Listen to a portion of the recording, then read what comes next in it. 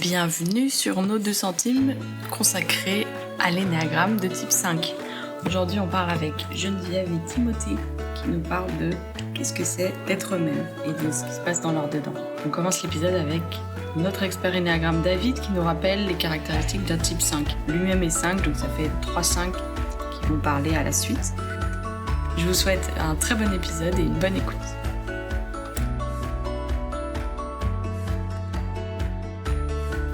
Excellent, le type 5. C'est parti. Aujourd'hui, on va parler du 5 qui est à la base dans le secteur de la tête. C'est-à-dire, on est bien motivé par la peur. Et je dis on est parce que je suis 5, donc je connais bien ce genre. Le 5, la motivation primaire, j'essaie de comprendre. C'est pas que je pense toujours, je dois comprendre ça. C'est subtil la motivation de compréhension. Secondaire, motivation, c'est j'essaie de ne pas manquer de compréhension.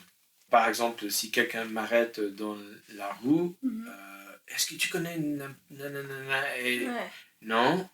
Et ma première réaction, c'est de regarder le téléphone en disant oh, c'est là, ok, donc tu passes par là, droite, gauche, et tu es là. C'est pas que je sens le peur, mais je veux que les gens me regardent comme compétent. Et ça, c'est aussi le cadre de focus chez les 5, c'est la compétence. C'est important. Oui, parce que par exemple, tu peux te faire arrêter dans la rue et d'autres gens voudraient aider la personne et voudraient pas que la personne soit perdue. Et donc, ils l'aideraient pour pas que la personne soit perdue. Et là, la raison, c'est pour pas apparaître incompétent. Exact. Ouais. Et c'est pas qu'on projette nous-mêmes dans le sens où on n'est pas compétent. Donc, si quelqu'un s'est blessé ou d'autres choses, je ne suis pas compétent, je ne suis pas médecin, je ne peux pas les aider. Donc, je n'ose pas d'entrer dans cette situation. Parce que dans cette situation, je ne suis pas compétent, ça me fait peur, je n'entre pas. Donc, l'image, donc pour nous, le mouvement d'énergie chez les 5, c'est le peur enfoui vert. C'est-à-dire, l'énergie de la peur est focalisée à l'intérieur et sur nos pensées. Donc, si j'expérimente le peur, je suis un peu comme les petits animaux qui se clenchent et on reste à l'intérieur. Et c'est un peu dans le sens d'isolation. Isolation égale de la sécurité. Donc, c'est facile à entrer dans la tête, dans les pensées, pour me sauver. Dans ta bulle, quoi. Pour être compétent moi-même.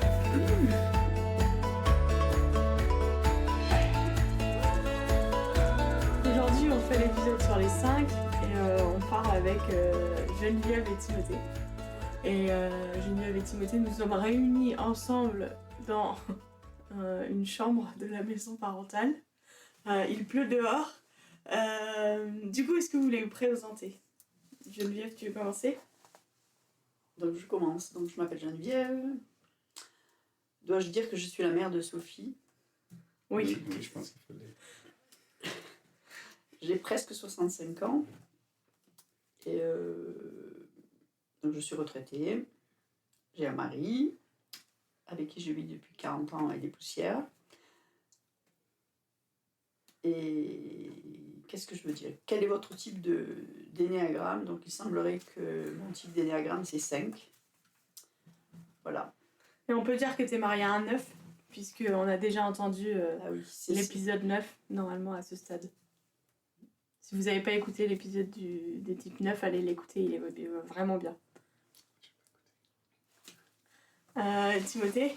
Moi, je m'appelle Timothée. Je suis le frère de Sophie et le fils de Geneviève qui se présente. Là, d'ici, vous avez peut-être dessiné un petit arbre généalogique sur une petite feuille. Et j'ai grandi dans cette chambre où on fait l'enregistrement, c'est rigolo, c'était ma chambre avant. Et je retrouve beaucoup de similitudes avec mon caractère, ma personnalité, mon moi-même intérieur dans la catégorie du 5. On peut dire que tu es mariée à une 4. On peut le dire. Il y a un épisode sur les 4. Non, l'épisode sur les 4, c'était avant-hier. D'accord. Et oui. Alors. Trop bien. Cool. Je suis contente de faire ça avec vous. J'ai beaucoup réfléchi pour faire un duo de 5.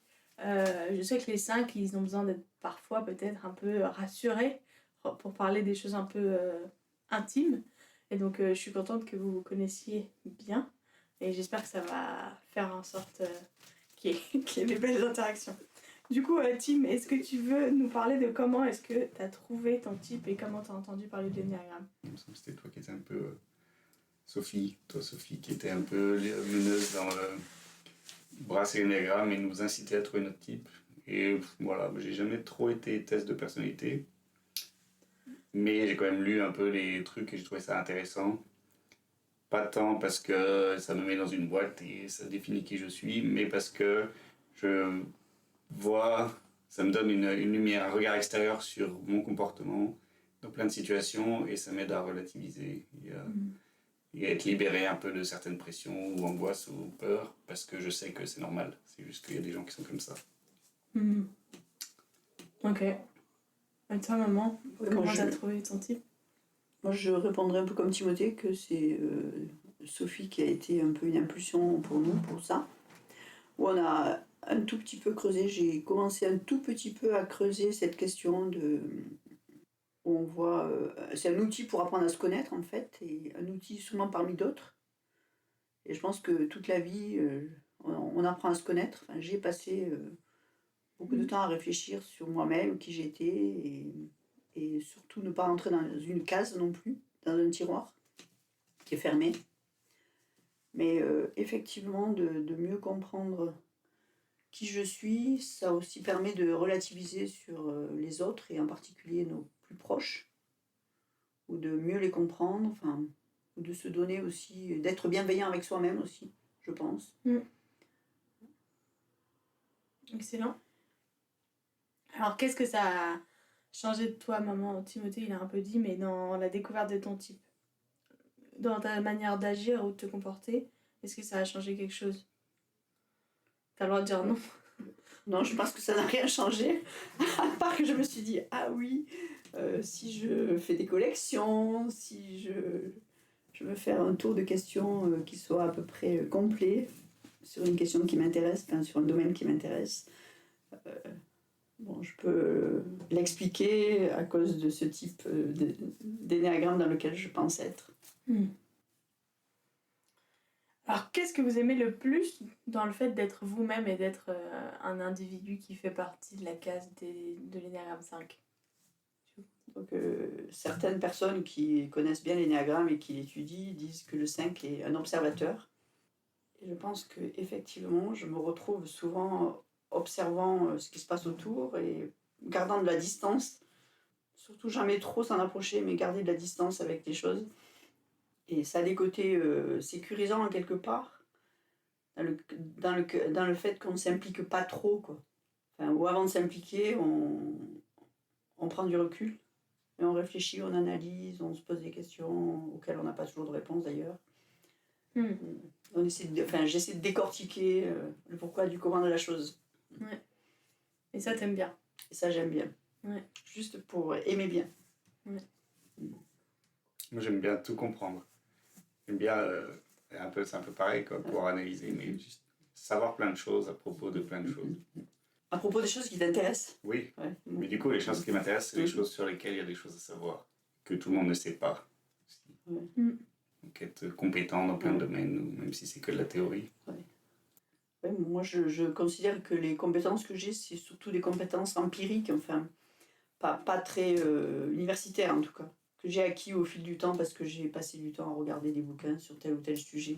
Bon, je pense aux plantes parce que j'aime beaucoup la botanique et les plantes et la culture et tout ça. Donc, il y a 20 ans en arrière ou 30 ans en arrière, j'ai commencé à regarder des bouquins sur les cactus et j'ai une collection de cactus. Oui, très impressionnante. Qui a évolué, où j'ai perdu des plantes, etc. Mais je pense que j'ai mémorisé dans ma tête des noms de plantes un peu scientifiques qui peuvent faire pédant si on les ressort. Ouais. Mais juste parce que j'ai regardé des bouquins et regardé des images, regardé des photos et lu un peu... voilà. Et c'est pour ça que je dis que c'est un savoir plutôt empirique que universitaire. Parce que tu l'as appris sur le tas, et pas de manière académique, quoi. Oui. Ouais. Pas à l'école, disons. Ouais. J'ai juste appris parce que ça m'intéressait et que j'ai un peu creusé les questions, quoi. Et l'école, t'aimais apprendre des choses à l'école ou pas trop? J'ai pas de souvenirs négatifs de ce côté-là. Ok. Toi, Tim? Je trouvais l'école toujours un peu pénible, à part les cours de maths, parce qu'ils étaient vraiment bien structurés. C'était bien des boîtes finies, c'est-à-dire qu'on apprenait quelque chose, on l'apprenait jusqu'au bout, on avait l'impression d'être arrivé à la fin de ce qu'on pouvait savoir sur ce domaine, et d'avoir vraiment une connaissance entière et globale et fermée. Après, bien sûr, on réalise qu'il y a des ouvertures vers d'autres problèmes mathématiques qui sont beaucoup plus compliqués, où il y a encore beaucoup plus à savoir et que c'est jamais fini. Mais d'avoir cette sensation qu'on a un savoir complet et fini et fermé, c'était tellement rassurant. Ouais. Tellement bien. Big up à ta prof de maths de lycée qui était exceptionnelle aussi. C'est formidable. Ouais. Moi, je dirais que l'école, ça m'a donné une structure, enfin, comme un peu une structure d'un bâtiment métallique. Et après, il y a tout à remplir, quoi. Ouais.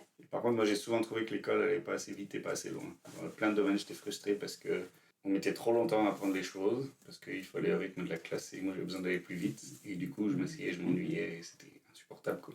Ouais. Alors que j'aurais été bien mieux tout seul devant Internet à faire mes recherches et apprendre à ma vitesse. C'était avant Internet, mais Ouais. pour pouvoir apprendre plus et plus vite et avoir plus d'informations et arriver au bout des sujets. Ou alors découvrir qu'il n'y avait pas de bout et m'enfuir en cours. Oui, par exemple, les cours d'histoire et tout qui ouvraient à la réflexion, ou la philo, ça devait être très frustrant parce qu'en philo, en terminale, on tâtonne sur plein de trucs, mais on n'approfondit rien. Moi, philo, je supportais, mais histoire, par exemple, j'avais du mal. Ouais. Peut-être parce que justement, on réalise qu'il y a plus à apprendre qu'on peut emmagasiner. C'est-à-dire, c'est passé tellement de choses dans la vie de tellement de personnes que ça ne peut jamais tenir dans ma vie. Enfin, le contenu de leur vie et de génération et de génération. Et ce qu'on lit, c'est quelques lignes sur un bouquin d'histoire et en fait, c'est rien par rapport à ce qu'il y a à savoir et c'est dur que ça suffise pour synthétiser l'intégralité du contenu. Il faudrait voir l'intégralité pour pouvoir synthétiser et pas voir juste une synthèse déjà faite où là, on n'a pas accès à la vraie information qui a conduit à cette synthèse, peut-être. Ouais. Moi, j'adhère tout à fait à ce que dit Timothée. Mais j'ai l'impression qu'on n'arrive jamais, de toute façon, à avoir une vue qui soit exhaustive d'un sujet. Enfin, comme dit Timothée, on en touche des petits bouts et on ne peut jamais prétendre... Enfin, je ne peux jamais prétendre tout comprendre. Parce qu'effectivement, il y a plein de touches, plein de facettes qui ajoutées les unes aux autres, nous donnent une perception un peu plus juste et un peu plus complète du sujet. Mais je trouve que ça incite à être modeste et à relativiser. Ouais. Par exemple, pour l'épisode sur l'énéagramme, il y a eu un vent de panique dans la maison hier quand on a dû réviser l'énéagramme et le type 5 parce que ici, certaines personnes avaient l'impression de ne plus savoir ce que c'était l'énéagramme type 5. Ce qui n'est pas forcément le cas pour d'autres personnes d'autres types. Moi, je me questionnais particulièrement pour comprendre pourquoi l'avarice pourquoi le mot avarice était utilisé comme modèle de l'émotion principale du type 5. Ouais. Je n'arrivais pas à comprendre ça. Et il me semble peut-être que je l'appréhende un tout petit peu plus, mais l'avarice, spontanément, ça me fait penser à l'argent, alors que là, il ne s'agissait pas que d'argent. Et c'est un terme extrêmement négatif. Oui, et c'est très négatif. Alors que c'est plutôt l'avarice dans le fait de retenir les informations, de se protéger aussi en ne donnant pas trop, parce que si on donne ce qu'on a, on donne prise aussi à l'autre, sur nous. C'est peut-être plutôt ça, mais je pense que j'ai encore beaucoup à creuser cette question pour... Donner prise à l'autre sur nous, ça veut dire qu'on n'est plus indépendant ? Ça veut dire qu'on n'est plus indépendant, ça veut dire qu'on se met en danger, ça veut dire qu'on se rend vulnérable aussi, enfin, qu'on se montre vulnérable. Ok. Et voilà. Toi, tu le comprends comment, Tim, l'avarice ? C'est dur d'utiliser le mot avarice dans ce contexte parce qu'il a une grosse charge qui est liée à... C'est un des 7 péchés capitaux et on voit quelque chose de très très négatif, alors que là, il est plutôt utilisé de façon descriptive pour dire c'est ce besoin d'avoir suffisamment à portée de main pour se sentir en sécurité. Que ce soit intellectuellement ou physiquement ou matériellement. Que ce soit de l'argent ou à manger. Ou des pâtes. Voilà. Des pâtes, par exemple, moi je sais que j'ai besoin d'avoir 4 ou 5 paquets de pâtes ou des bocaux de pâtes pleins pour me sentir bien, à savoir que si on n'a pas d'idée pour faire manger, on peut toujours faire des pâtes. Exactement. Je suis d'accord. Je suis pas 5. Trop bien. Ok. Du coup, là, on va un peu parler plus de vous dans les relations. L'idée de ces questions, c'est vraiment de pouvoir montrer aux gens qui écoutent que peut-être il y a des gens qui sont différents d'eux et comment on peut aimer et s'aider les uns les autres dans nos différences. Donc, comment est-ce que vos amis peuvent vous aider dans les difficultés spécifiques du fait d'être vous-même et du fait d'être quelqu'un de type 5? Moi, je me souviens, mais c'est quelque chose qui m'a peut-être marqué, enfin, en tout cas, ce qui s'est imprimé dans ma mémoire, de une ou deux fois des situations où on m'a dit tu ne te livres pas beaucoup, tu montres pas beaucoup de moi-même, et ça m'a obligée à réfléchir à ça et peut-être à en prendre conscience et à le travailler pour faire mieux. Bon, j'avais pas forcément le ressenti, et j'ai toujours pas le ressenti que j'exprime pas forcément beaucoup de mes sentiments ou de mes émotions ou de mon intérieur. Et puis, je crois que je considère pas forcément que c'est important, ni que les autres ont besoin que je raconte le détail de mes états d'âme. Ouais. Ça veut dire que pour aider quelqu'un qui serait un peu comme toi, il faudrait lui dire quand on a l'impression que la personne est un peu dans la retenue. T'aurais besoin d'entendre Oui. que quelqu'un sent que tu mets un peu de distance, Oui. parce que tu te rends pas compte. Ouais, je sais pas. Ou t'en as pas besoin. Reformule ta question, s'il te plaît. Si on veut aider quelqu'un qui est un peu comme toi, est-ce qu'il faudrait dire quand on a l'impression que la personne met de la distance? Ou est-ce que ça va pas forcément l'aider? Ou simplement la questionner pour essayer de la faire parler d'elle-même, Ok. sans forcément lui faire remarquer qu'elle met de la distance. Ouais. Timothée, toi, t'as des trucs à dire sur les questions qu'il faut ou pas poser à... Par exemple, une question super ouverte comme ça, c'est très très dur parce que l'intégralité des réponses prendrait plus que les 40 minutes des 2 centimes pour répondre. Par exemple, poser des questions précises, c'est vachement énorme. Une question ouverte du genre comment tu te sens aujourd'hui, c'est trop dur. Il y a trop. Enfin, on se sent à la fois très bien et pas bien. Par contre, qu'une question fermée du genre qu'est-ce que tu as fait aujourd'hui, bah là, je peux donner une réponse finie. Et cette réponse peut donner des départs de réponse sur comment je me sens. Aujourd'hui, j'ai fait ça, et du coup, tiens, en faisant ça, je me sentais plutôt comme ça. Et puis après, j'ai fait ça, et là, c'était moins bien, et je me sentais comme ça. Ouais. Mais ce genre de questions, comment tu te sens aujourd'hui, je pense que tout plein de personnes de types de personnalités différentes peuvent la recevoir comme tu viens de l'exprimer, en disant je suis démunie pour répondre à une question comme ça, quoi. Je ne sais pas répondre. C'est pas forcément lié au fait d'être un 5. Ouais, quand je pense à mon conjoint, il me semble qu'il n'aime pas quand je lui pose une question de cette manière, quoi. Ouais. Et pourtant, il a une personnalité assez différente de la mienne. Donc il faut poser une question précise qui appelle à une réponse un peu cadrée, quoi. Enfin, dans un cadre. Une réponse complète. Ouais. Puisqu'il y a beaucoup de connaissances, beaucoup de choses à dire, beaucoup d'informations à donner. Si tu veux pas que ça dure plus de 40 minutes, il vaut mieux être cadré. Du coup, donc, qu'est-ce que tu as fait aujourd'hui? Vous avez d'autres exemples de questions qu'il faudra vous poser pour que vous ayez des choses à dire? Pour moi, il y a des trucs, c'est peut-être pas tout à fait une réponse à ça, mais c'est que la réponse, elle est toujours mitigée, elle est toujours dans les 2 directions. Je sais pas si c'était un des trucs du 5, ça, de la capacité à voir un peu les différents aspects qui sont en opposition, même s'ils sont en opposition. Et comment je me sens aujourd'hui, il y a toujours, pour moi, il y a très bien et très mal à la fois, quoi. Ça, c'est plutôt un truc de 4, j'ai l'impression, mais c'est vrai. d'accord. C'est peut-être mon L4 qui me parle aujourd'hui. Ouais. Il y a toujours de l'opposition. Il y a les 2 extrêmes, et c'est aussi pour ça que c'est dur de répondre. C'est qu'il y a des émotions dans les 2 sens, et des fois à des niveaux élevés dans les 2 sens. Et apporter en même temps, enfin, si on commence par l'un, on a l'impression qu'on prive l'autre dans la réponse.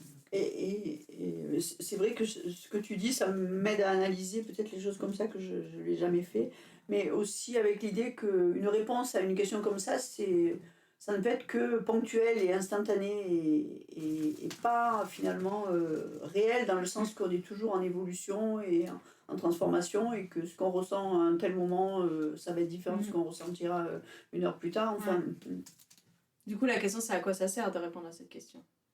Peut-être. Ouais. Est-ce que c'est utile?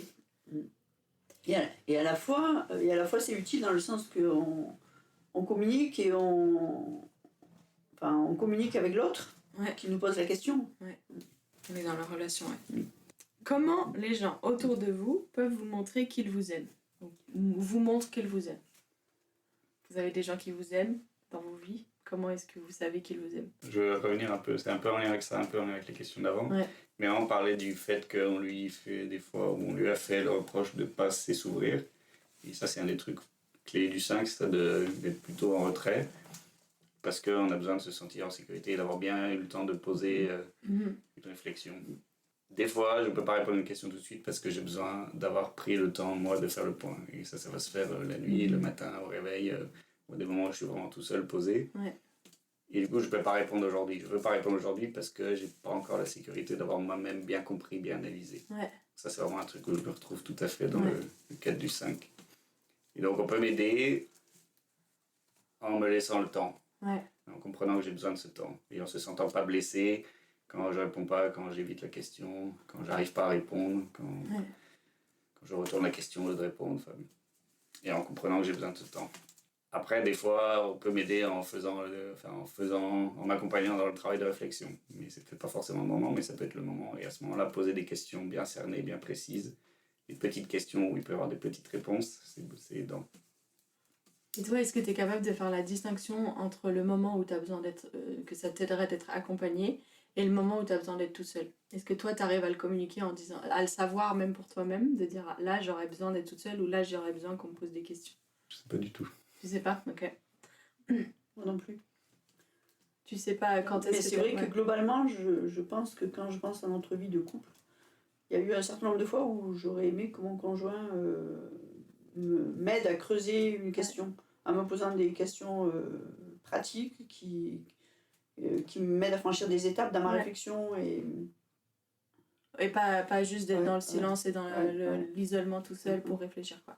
Ça, moi, je le vis aussi avec Cathy, où je pense par respect, des fois, elle voit que je suis un peu sur le bord et du coup, elle va être vraiment dans le silence. Et moi, j'aimerais bien qu'elle me pose des questions et qu'elle vienne chercher l'information, qu'elle creuse. Et elle, par respect, elle veut pas, alors que moi, c'est justement ça que... Et t'arriverais à le communiquer ou ça, c'est de dire à ce moment-là? Oui, des fois, j'y arrive, mais... Ouais. Ah, la communication, c'est formidable. Et Tim, tu as parlé de réfléchir la nuit. Moi, je vois un certain nombre de nuits où, face à une situation que j'affrontais, ou qui était proche de moi d'une manière ou d'une autre, où j'aimais y réfléchir et essayer de comprendre le pourquoi du comment, la nuit, j'avais l'impression d'avoir une vision tellement claire et tellement... et tellement... mais tellement bonne de la chose. Et puis le matin, je me réveillais, je me disais, il faut que j'écrive ça, ou il faut que je le note, il faut que je... Et paf, c'était parti. C'est un verre avec de l'eau vaseuse et pendant la nuit ça décante et à la fin l'eau est transparente et il y a la vase au fond mais on voit à travers. Et puis dès que c'est la journée de nouveau ça secoue et c'est de nouveau le chaos. Comme s'il y avait des solutions qui étaient apparues, qui étaient des solutions faciles et applicables et accessibles et puis la réalité c'est pas tout à fait ça, quoi. C'est pas si clair. Est-ce que vous avez l'impression que les relations c'est comme les autres choses de la connaissance? Dans les relations, connaître les gens, connaître telle personne et que avant d'avoir bien cerné qui était cette personne, on peut pas vraiment soit être en sécurité, soit vraiment la connaître, soit vraiment être en relation profonde ou pas trop. Je pense qu'il y a peut-être un peu de ça. Qui a un besoin de vraiment connaître l'autre. Ouais, et qu'on va avoir du mal à se livrer et être soi-même tant qu'on n'a pas bien fait le tour de qui est l'autre pour être sûr qu'on va être en sécurité, que quand on va dire quelque chose, on va pas être rejeté pour ce qu'on a dit.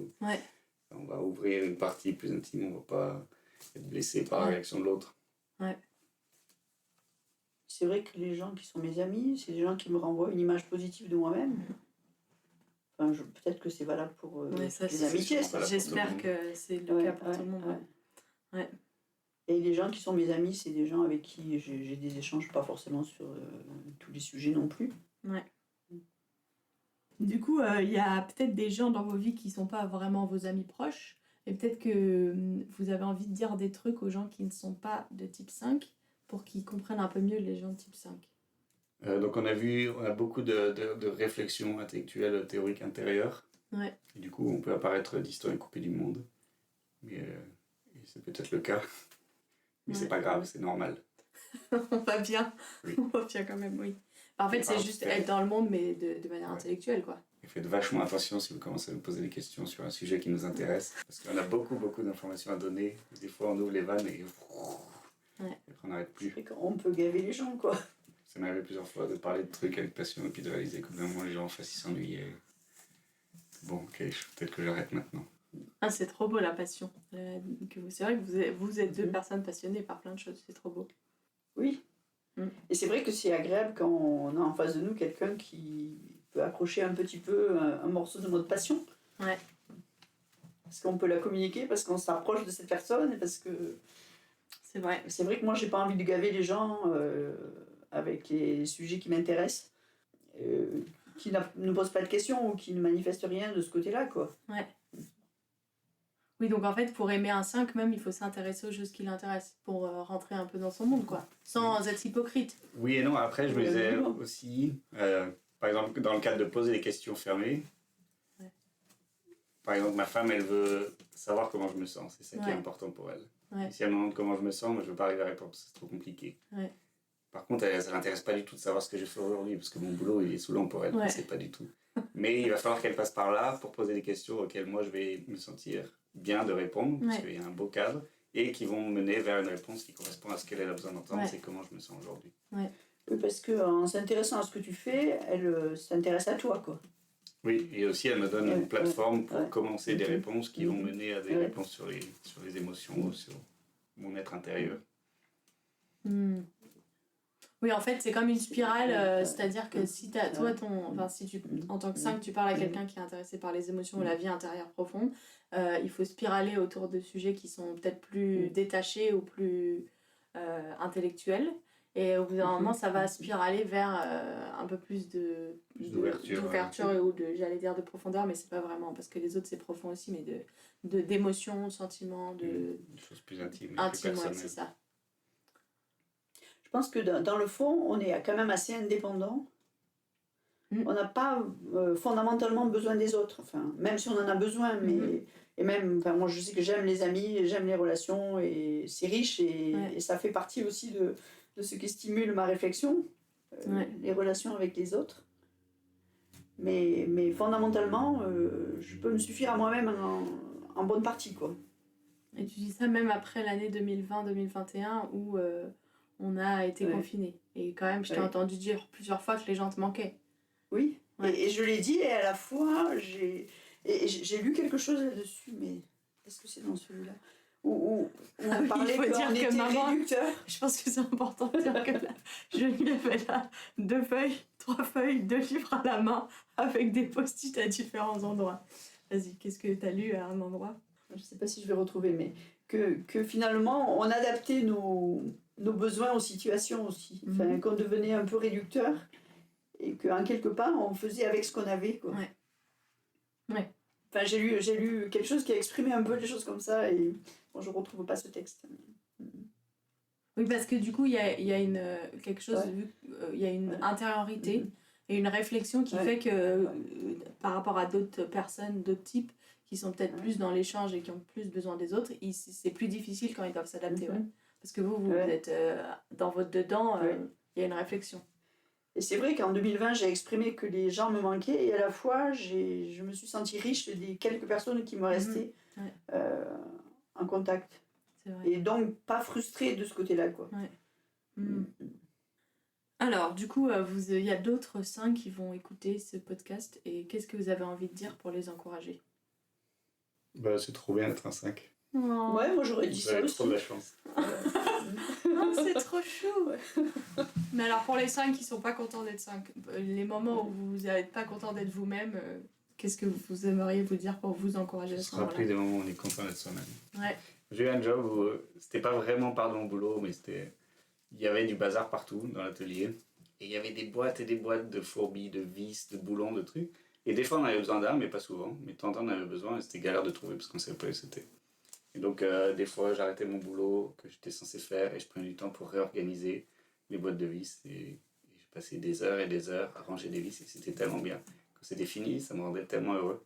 De dire, ça y est, toutes les vis, elles sont là, elles sont rangées dans des boîtes accessibles, elles sont faciles à remettre. On sait où elles sont, on a tout de suite le visuel et n'importe qui arrive dans ce job après, qui va prendre le relais, il va tout de suite trouver ce dont il a besoin. Ouais. Et j'étais trop content. Ça, c'est un truc de 5 un peu, que tout soit bien rangé, bien organisé et d'avoir la sécurité de savoir que tout est là à portée de main, accessible. Ouais. Je dirais exactement la même chose que Timothée. Ouais. Arriver à trouver le fil d'une information qu'on a entendue ou qu'on a notée ou sur laquelle on a un document, enfin un petit document, un petit article, je sais pas quoi. Arriver à trouver le fil et savoir toujours où on retrouve les choses, que ce soit dans notre tête ou que ce soit dans les objets. Ça, c'est un rêve. Bon, jusque-là, il n'est pas réalisé. Mais ça fait rien, on le poursuit. Et en encouragement, je pense qu'il y a une plus-value pour l'entourage. Ouais. Dans le contexte de ce travail, il y a plein de gens qui n'auraient jamais pu faire ça parce que c'était beaucoup trop saoulant de ranger les vis. C'était une montagne, quoi. Alors que pour moi, je me suis éclaté à le faire. Et ça a apporté un outil qui a apporté de la performance au travail des gens qui sont venus après, qui n'étaient pas forcément des 5, qui n'auraient pas forcément voulu, pu ou apprécié ou étaient capables de faire le rangement, mais qui en ont bénéficié. Et du coup, se rappeler que qui on est et notre type de personnalité peut avoir un effet bénéfique pour les autres, même si des fois c'est lourd à porter parce qu'il y a des aspects un peu plus pénibles. Quoi. Ouais, c'est beau. Je ne sais pas si le fait d'être un peu organisateur, enfin, peut-être que c'est ce dont parlait Timothée quand il a parlé de ranger ses vis, mais d'avoir un peu dans la tête, de voir un peu les choses au niveau assez structuré et d'anticiper et de se dire il faudrait faire comme ça et pas comme ça. Mais moi, je pense que j'ai traîné pendant assez longtemps une notion d'efficacité qui était obligatoire et je pense que j'ai appris à laisser tomber un peu cette notion d'efficacité. Ouais. Alors du coup, est-ce que vous avez un mot de la fin pour terminer ? On est qu'à 32 minutes là. Bah, vous pouvez parler pendant 8 minutes pour donner le mot de la fin.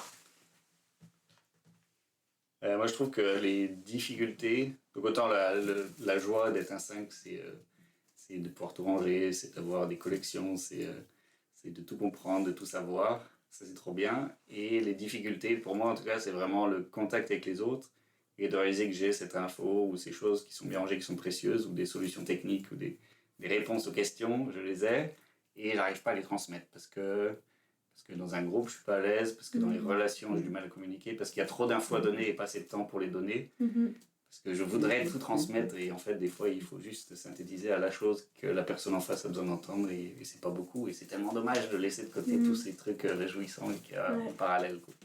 Et donc, l'encouragement, il est là aussi à dire, ok, c'est trop bien et il faut des fois faire des efforts pour arriver à le transmettre parce qu'on a une solution qui est meilleure et des fois, il faut mesurer que c'est pas forcément pertinent ou intéressant ou la solution la plus efficace n'est pas forcément la solution la plus pertinente parce que c'est pas l'efficacité matérielle, c'est pas forcément ce qui est le plus important. Des fois, c'est le bien-être des humains qui doit passer d'abord et ça passe par mettre de côté la performance technique. Et c'est frustrant, mais c'est intéressant aussi. Donc si toi, tu as le conseil que tu donnerais, donc moi par exemple, je croise quelqu'un qui est 5, je me dis que cette personne a l'air cool, j'ai envie d'être son ami. Comment tu dirais que la procédure pour devenir l'ami d'un 5, c'est quoi ? Découvrir quels sont ses sujets de prédilection. Ouais. Arriver à créer un lien où on est capable d'exprimer sans blesser que ok, là on va trop dans le détail et ça m'intéresse plus. Mais c'est pas grave, c'est incroyable que tu saches tout ça quand même. Ouais. Parce que les 5, c'est des gens qui ont tendance à pousser la connaissance assez loin dans plein de domaines. Et en fait, si on n'est pas un 5 en face... Et qu'on n'est pas intéressé par le même sujet, parce que même si on est un 5, on n'est pas forcément intéressé par la même chose. Ouais.